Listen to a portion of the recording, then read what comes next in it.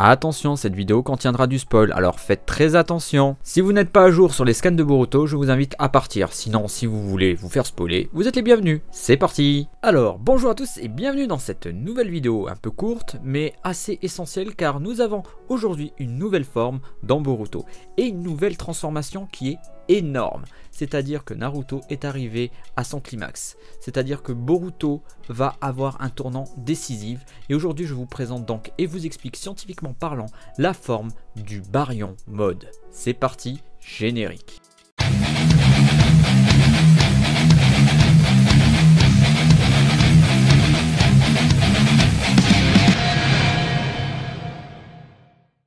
Ah, Boruto. Enfin, ce manga nous montre des choses intéressantes. Enfin, on peut y croire à fond. Et c'est vrai que là, dernièrement, les scans sont de plus en plus de haute qualité et on peut découvrir des choses vraiment très intéressantes. En effet, à partir de maintenant, nous avons de nouvelles formes et des combats d'une intensité et d'un level digne de Dragon Ball Z.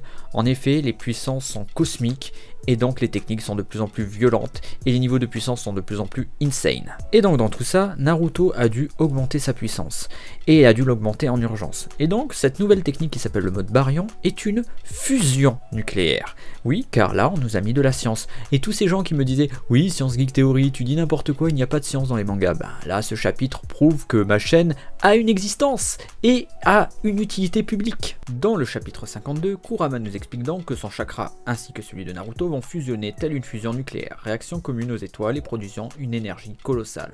Alors c'est quoi la fusion nucléaire? C'est donc deux atomes légers qui vont fusionner pour donner un atome lourd d'hélium et un neutron avec de l'énergie. Et le saviez-vous?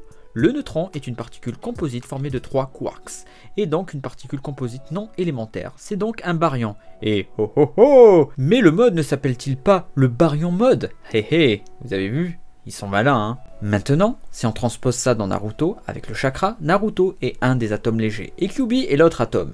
Il y a donc bien la formation d'hélium, puis l'énergie incommensurable. Je l'estime pour l'heure à 1,74 10 puissance 17 joules, soit l'énergie totale du soleil qui atteint la Terre en une seconde. C'est ce que produit Naruto à chaque seconde dans ce mode. Et enfin, le neutron produit et le nouveau chakra produit du mode baryon. Malheureusement, en ayant ces données en tête, on peut savoir une chose, c'est que Naruto va mourir ainsi que Kyuubi, tel Guy avec les 8 portes. Un jour j'expliquerai cette technique en détail.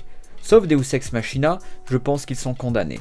Les personnes touchées par ce mode ont cette réaction en chaîne aussi qui est produite, étant donné que le chakra de Naruto dans ce mode là va contaminer sa cible et donc provoquer une réaction en chaîne diminuant l'espérance de vie, car nous savons dans la série que espérance de vie égale chakra.